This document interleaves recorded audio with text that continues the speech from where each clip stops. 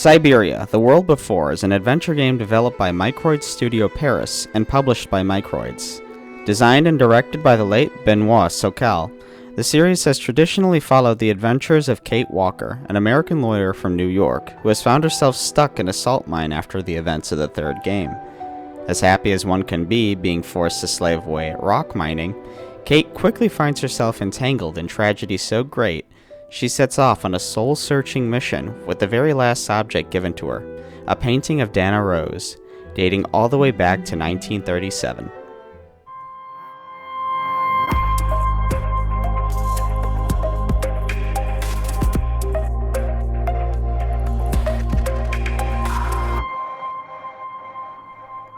In typical adventure-styled gameplay, players will navigate the world as Kate and interact with their environment to advance the story. Sometimes players will need to switch to the past and play as Dana, a 17-year-old aspiring musician who looks strikingly similar to Kate.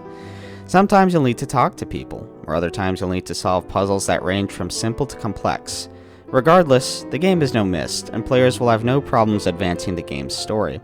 Besides, as a narrative adventure game, the majority of the player's time will be spent watching pretty vistas or in cutscenes.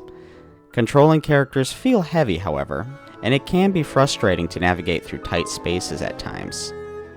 Kate Walker, still voiced by Sharon Mann, is as helpful, if not too easy to get attached, as she has been for the last 20 years. She explores Vaughan, this fictional Germanic country smack dab somewhere in the heart of Eurasia, following the footsteps of Dana, whose life turns upside down as the Brown Shadow's fascist ideologies spread throughout the continent. Though these two don't share any dynamics, there's something cathartic about chasing the ghost of another, especially when you have nothing to lose. The lack of any urgency in the overall narrative works here and is refreshing. Characters never babble on for too long, and the game leaves it up to the player to gather extra information if they so please, which I always appreciate. Some scenes do get a bit on the nose with portraying the game's themes, but I never felt that it harmed the story. From visuals and cinematics to the art style, this game is a markable improvement from prior Syberia games. The game doesn't shy away from flaunting it too, with many in-between cutscenes that ask the player to press a button to advance. I did notice some occasional funniness with the lighting, and low-resolution textures do butt in at unpleasant times, but I think an issue more worth mentioning is the grammar and spelling errors in the subtitles. You won't have issues reading said subtitles, but the errors pop up enough that I do hope Microids goes back and cleans up the text.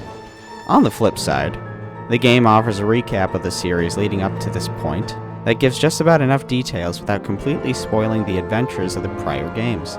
Attention to detail like this always is a plus in my book.